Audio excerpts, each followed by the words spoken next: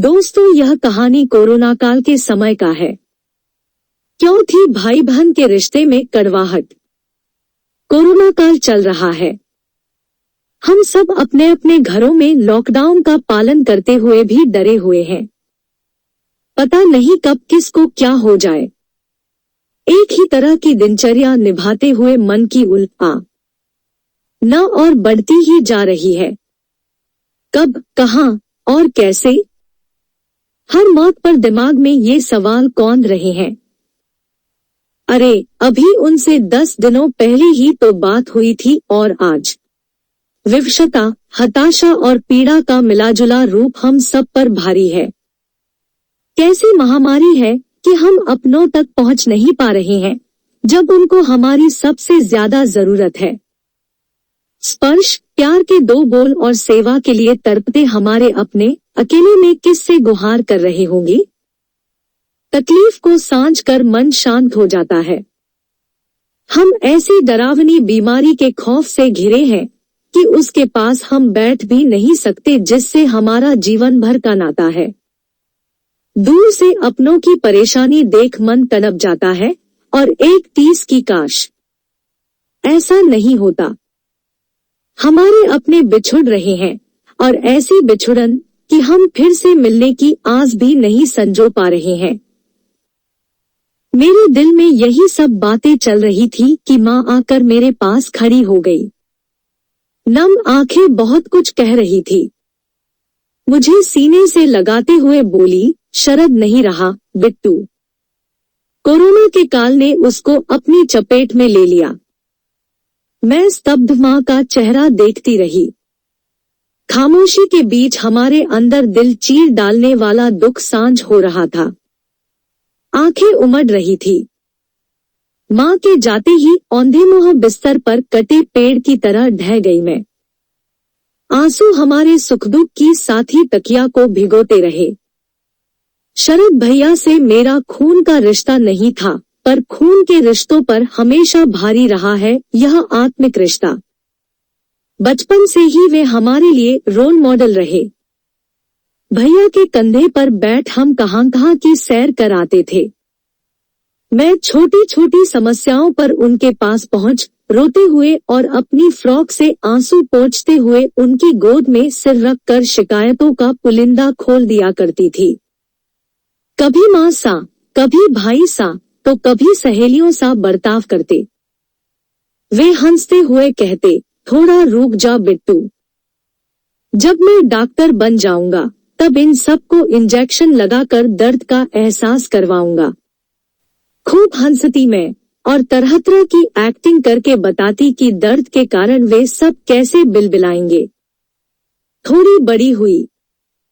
उनके आने पर चाय मैं ही बनाती थी क्योंकि उनको मेरे हाथ की बनी चाय पसंद थी। चाय पीते हुए वे कहते, चाची, बिट्टू की शादी हम इसी शहर में कराएंगे ताकि हम सबको उसके हाथ की बनी चाय हमेशा मिलती रहे। बनावटी गुस्सा दिखाती हुई मैं भैया को मारने लगती। वे मुझे सीने से लगाते हुए कहते, इसको कभी भी अपने आप से दूर नहीं जाने दूंगा। मेरी हर समस्या का समाधान था भैया के पास। मेरे स्कूल से लेकर कॉलेज तक के सफर में भैया हमेशा मार्गदर्शक रहे मेरे। एक दिन हंसते हुए मैं उनसे बोली, आपकी अपनी कोई बहन नहीं है न, इसीलिए आप मुक्ता से बहुत प्यार करते हैं। मुक्ता को आज भी याद है वह दिन। उन्हें बिल्कुल भी बुरी नहीं लगी मेरी बात। उल्टे उन्होंने मेरी नाक पकड़कर बोला था, बिट्टू, तुम हर जन्म में मेरी बहन हो और रहोगी। अपना और पराया क्या होता है? जहां प्रेम की लौ जगी वही अपना है। कुछ वर्षों बाद भैया मेडिकल की पढ़ाई के लिए दूसरे शहर चले गए। मैं बहुत रोई थी, जैसे मेरी दुनिया बेरंग हो गई हो। सुबह के उजाले से लेकर देर रात तक उनके साथ की यादें मुझ को और उदास कर जाती। फोन पर जब मैं अपनी समस्याएं बताने लगती तो वे कहते, इतनी समस्याओं का बस एक समाधान है, तेरी शादी। दूल्हा आ जाएगा तेरी जिंदगी में, तब जाकर इस निरीह भाई को राहत मिलेगी। गुस्से से कहती मैं, अच्छा तो आप मुक्ता से छुटकारा चाहते हैं। इतनी जल्दी नहीं छोड़ने वाली मैं आपको रोक। और वैसे भी पहले आपकी शादी होगी तब मेरी। भैया के डॉक्टर बनते ही उनकी शादी हो गई। खूब नाची थी मैं। खुशी मेरे दामन में नहीं समा रही थी। बाद के दिनों में वे मुझे चिढ़ाते, चाची मेरी शादी में नागिन डांस के लिए तो इसको पद्मश्री अवार्ड मिलना चाहिए था। वक्त के साथ हम सब बदलते गए। मेरी भी शादी हो गई। जिम्मेदारियों ने पैरों में बेड़ियां डाल दी। माँ की आवाज सुनकर मैं आंसू पोंछते हुए बैठ गई। अपनी गोद में मेरा सिर रखकर प्यार से हाथ फेरते हुए माँ बोली, बिट्टू तुम्हारे अंदर एक जीव पल रहा है, वह भी तो तुम्हारे खाने का इंतजार कर रहा है। पेट पर हाथ रखकर सोचने लगी मैं, काश भैया मेरी कोख में आ जाते। मैं माँ बनकर उनका खूब ख्याल रखती और अपने से कभी भी दूर न जाने देती। बहुत प्रयास करने के बाद मैंने खुद को संयत कर भाभी को कॉल किया। उनके रोने की आवाज मेरे कानों में पिघले शीशे की तरह आहत कर रही थी। शरद बगैर मुझसे कुछ बोले चले गए, बिट्टू मैं अब किसको प्यार करूंगी, किसके सहारे रहूंगी? चारों तरफ अंधेरा दिख रहा है।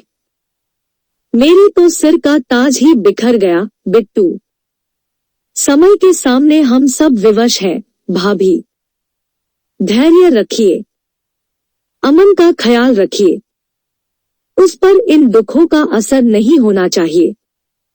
टूट जाएगा तो बिखरे को समेटना बहुत मुश्किल होगा भाभी। तभी अमन की आवाज ने मेरी बची हुई हिम्मत को भी तोड़ कर रख दिया। मैं पापा के साथ खेलना चाहता हूँ।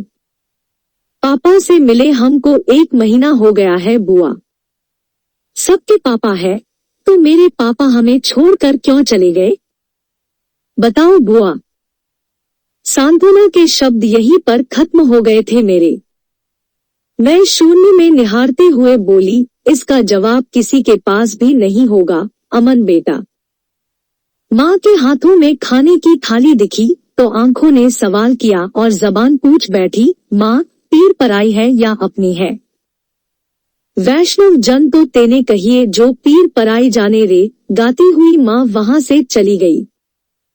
दोस्तों इतनी सी थी ये कहानी। अगर आप चाहते हो कि इसी तरह की वीडियो आप तक सबसे पहले पहुंचे तो वीडियो को लाइक करके चैनल सब्सक्राइब करें तथा घंटी जरूर दबाएं।